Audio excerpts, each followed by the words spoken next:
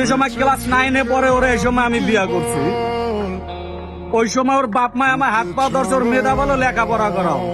ওরে আমি masters complete করাইছি, মাস্টার্স কমপ্লিট করাইছি। ওরে কম্পিউটার কিনা দিছি, ল্যাপটপ কিনা দিছি, ওরে ফিনিশিং এর কাজ শিখাইছি। আমার পোলার বয়স 9 বছর, আর ও লাখ লাখ টাকা কামাই করে না। ও আমার টাকা পয়সা অর্থ সম্পদ কম্পিউটার জিমে যা আছিল নগদ ক্যাশ 1,80,000 টাকা নিয়ে 8 মাসের 18 তারিখ ও চলে গেছে একটা ছেলের সাথে, একটা ছেলের সাথে বাইকে গেছে।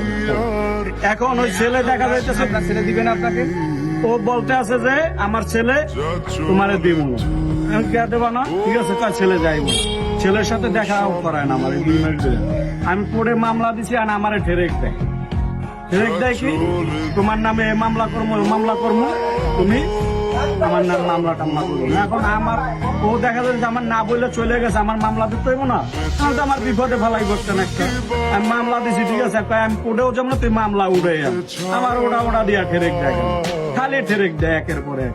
এর জন্য আমি বলছি তুই যা করতে পারছিস তুই কর। আমি তো মরে গেছি গা, আমার